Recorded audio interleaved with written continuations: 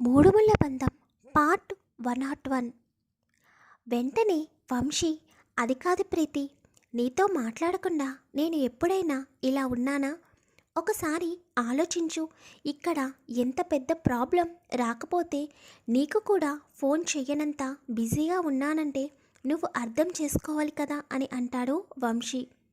వంశీ ప్రేమిస్తున్న అమ్మాయి పేరు ప్రీతి. ప్రీతి ఇండియాలోనే ఢిల్లీలో ఒక ఎంఎన్సీ కంపెనీలో జాబ్ చేస్తుంది. ఒక ప్రాజెక్ట్పై యుఎస్ వచ్చినప్పుడు వంశీని కలుస్తుంది. అలా వాళ్ళిద్దరూ ఒకరినొకరు మాట్లాడుకోవడం, ఆ మాటలు ప్రేమగా మారడం జరుగుతాయి. కానీ వంశీ ప్రీతిని ఇష్టపడడం వంశీ ఫ్యామిలీలో ఎవరికీ తెలియదు. వైష్ణవికి కూడా తెలియదు. వంశీ కొంచెం సాఫ్ట్గా ఉంటాడు. ప్రీతి గురించి వాళ్ళ డాడీతో మాట్లాడడానికి భయపడుతూ ఉంటాడు. అందుకే ఎవరికీ తెలియకుండా ప్రీతికి తన రూమ్లోకి వచ్చిన తర్వాత కాల్ చేస్తాడు. అది కూడా తన దగ్గర ఉన్న మరొక మొబైల్తో. ఆ మొబైల్లో ఉన్న సిమ్ నుండి ఒక్క ప్రీతికి మాత్రమే కాల్ వెళ్తుంది. ఆ నెంబర్ ప్రీతికి తప్ప మరెవరికీ తెలియదు. ప్రీతి క్యారెక్టర్ అనేది మనకి చాలా ఇంపార్టెంట్. ప్రీతిని అందరూ గుర్తుపెట్టుకోండి. ఇంకా ప్రజెంట్కి వచ్చేద్దాం. వంశీ అలా అనగానే ప్రీతి ఏమైంది అని కంగారుగా అడుగుతుంది. వంశీ తన కంపెనీలో జరిగిందంతా ప్రీతికి చెప్పగానే వెంటనే ప్రీతి, సారీ వంశీ, నాకు నిజంగా తెలియదు.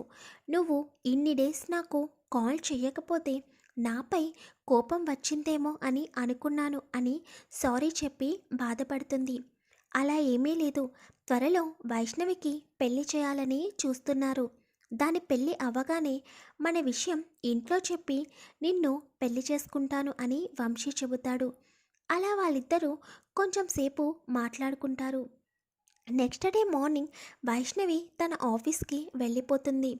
ఎందుకంటే ఇంకొక 3 డేస్లో ప్రాజెక్ట్కి సంబంధించిన టెండర్ వేయాల్సి ఉంది. అందుకే ఆ ప్రెజెంటేషన్ కోసం వైష్ణవి 2 మంత్స్ నుండి కష్టపడుతూనే ఉంది. ఎలాగైనా ఆ ప్రాజెక్ట్ తనకి రావాలని మార్నింగ్ అండ్ నైట్ ఎక్కువ వర్క్ చేస్తూ దానిపైనే ఫోకస్ మొత్తం పెట్టింది. సూర్యనారాయణ గారు తన ఆఫీస్కి వెళ్తారు. కొంత సమయం తర్వాత అతని పిఏ వచ్చి మిమ్మల్ని కలవడానికి వివి కంపెనీ ఇండస్ట్రీ చైర్మన్ విరాస్ వచ్చారు అని చెబుతారు. సూర్యనారాయణ గారు విరాస్ సింహ అనే పేరు విన్నారు. అలాగే ఆ కంపెనీ గురించి కూడా తెలుసు. కానీ ఆ కంపెనీ చైర్మన్ తనని కలవడానికి ఎందుకు వచ్చారు అని ఆశ్చర్యపడతాడు సూర్యనారాయణ గారు. కానీ ఎప్పుడూ కూడా సూర్యనారాయణ గారు విరాస్ని చూడలేదు. సరే లోపలికి పంపించు అని చెప్పి ల్యాప్టాప్లో వర్క్ చేసుకుంటూ ఉంటారు. కొంత సమయం తర్వాత విరాస్ సూర్యగారి ఛాంబర్లోకి వస్తాడు. అప్పటి వరకు విరాస్ అనే వ్యక్తి ఏజ్డ్ పర్సన్ అని అనుకున్న సూర్యగారు విరాస్ని చూడగానే తనంతా యంగ్గా కనిపించేసరికి అలాగే చూస్తూ ఉంటారు. Viraj సూర్యగారితో, hi sir, I'm Viraj Simha, V V industry company chairman అని షేక్ హ్యాండ్ ఇస్తాడు. సూర్యగారు కూడా తనతో చేతిని కలిపి కూర్చోమని చెబుతారు. సూర్యగారు, చెప్పండి, మీరిలా రావడానికి కారణం ఏమిటి అని అడుగుతాడు. వెంటనే విరాస్, మిమ్మల్ని చాలా డేస్ నుండి కలవాలని అనుకుంటున్నాను, కానీ ఆ రోజు ఇప్పుడు వచ్చింది. నేను ఈ బిజినెస్ రంగంలోకి రావడానికి నాకు మీరే ఇన్స్పిరేషన్ అని విరాస్ చెప్పగానే సూర్యగారు షాక్ అవుతారు. వెంటనే విరాస్, అవునంకుల్, నా తల్లిదండ్రులు చిన్నప్పుడే చనిపోయారు. మా మావయ్య నన్ను పెంచి పెద్ద చేశారు. నేను చదువుకున్న రోజుల్లోనే మీరు అచీవ్ చేసిన ప్రాజెక్ట్స్ మరియు అవార్డ్స్ అన్నీ ప్రతిదీ తెలుసుకునేవాడిని. అప్పుడు నాకు కూడా మీలాగా మంచి బిజినెస్ పర్సన్ అవ్వాలని అనుకుంటూ కంపెనీ స్టార్ట్ చేసి ఈరోజు చాలా కంట్రీస్లో కంపెనీస్ పెట్టి వేలాది మందికి ఆసరాగా నిలిచాను అని తన గురించి గొప్పగా చెబుతూ మరొక పక్క సూర్యగారిని పొగుడుతూ ఉంటాడు విరాస్. విరాస్ చెబుతుంది నిజమేనని అనుకుంటారు సూర్యగారు. ఎందుకంటే సూర్యగారు యుఎస్లో కంపెనీ పెట్టి అప్పటికే 25 సంవత్సరాలు అవుతుంది. సో విరాస్ తనని ఇన్స్పిరేషన్గా తీసుకుని ఇలా మంచి స్థాయిలోకి వచ్చాడు అని అనుకోగానే సూర్య గారు ఇంకేమీ ఆలోచించకుండా లేచి వెళ్ళి విరాజ్ని హక్ చేసుకుంటారు. విరాస్ తాను చెప్పిందంతా సూర్య గారు నమ్మారు అనుకోగానే అతని పెదవులపై ఒక కన్నింగ్ స్మైల్ వచ్చి, త్వరలో నన్ను నీ కూతురికి భర్తగా యాక్సెప్ట్ చేసి అప్పుడు కూడా ఇలాగే హక్ చేసుకుంటావు అని అనుకుంటూ మళ్ళీ ఏమీ తెలియనట్టుగా మొహం పెట్టి సూర్య చుట్టూ తను కూడా చేతులు వేసి హక్ చేసుకుంటాడు. తర్వాత సూర్య గారు దూరం జరిగి, నన్ను ఇన్స్పిరేషన్గా తీసుకుని నువ్వింత ఎదిగావంటే నేను నమ్మలేకపోతున్నాను బాబు. కానీ నేను చూస్తేనే అర్థమవుతుంది, నాకు చాలా సంతోషంగా ఉంది అని చెప్పి విరాజ్ని కూర్చోమని చెబుతారు. విరాజ్కి కూడా అదే కావాలి. సూర్య గారు తనని నమ్మడం, తర్వాత తను వైష్ణవితో మంచి చేసుకోవడం, డైరెక్ట్గా వైష్ణవితో మాట్లాడడం వలన వైష్ణవి తనకి పడదు అని విరాజ్కి తెలుసు. అందుకే తన తండ్రి తన గురించి వైష్ణవికి చెబితే ముందు వైష్ణవి మైండ్లోకి వెళ్ళి తను వెళతాడని, తర్వాత నెమ్మదిగా వైష్ణవి మనసులోకి చేరుకోవచ్చని ప్లాన్ వేస్తాడు విరాజ్.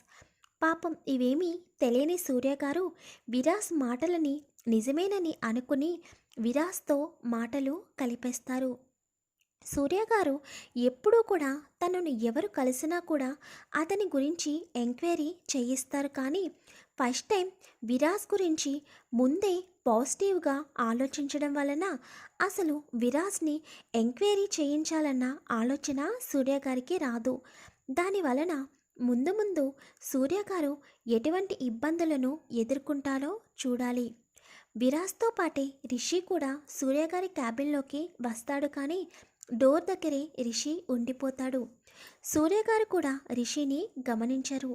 రిషి మాత్రం మనసులో అసలు విరాజ్ ఏం చేస్తున్నాడో అర్థం కాక తల కొట్టుకుంటూ ఉంటాడు. ఒక పక్క వైష్ణవి ఎక్కడికి వెళ్తున్నా కూడా తనని ఫాలో చేయడం, తనకి తెలియకుండానే విరాజ్ మనుషుల్ని పెట్టి వైష్ణవి ప్రతి మూమెంట్ని తనకి తెలిసేలా చేసుకోవడం, మరోపక్క వైష్ణవి ఫాదర్ని కలిసి ఇలా మాట్లాడడం రిషికి అర్థం కాక ఏం జరుగుతుందా అని ఆలోచిస్తూ అలాగే చూస్తూ ఉంటాడు. విరాజ్తో మాట్లాడుతూ సూర్య గారు డోర్ వైపుకి చూసేసరికి అక్కడ రిషి కనబడతాడు. రిషిని చూడగానే ఎవరు అని సూర్య గారు అడగగానే విరాజ్ నా పిఏ అని చెబుతాడు. రిషి ఒక్కసారిగా షాక్ అవుతాడు. కానీ ఏమీ మాట్లాడకుండా సూర్య గారి వైపు చూసి చిన్నగా స్మైల్ ఇస్తాడు.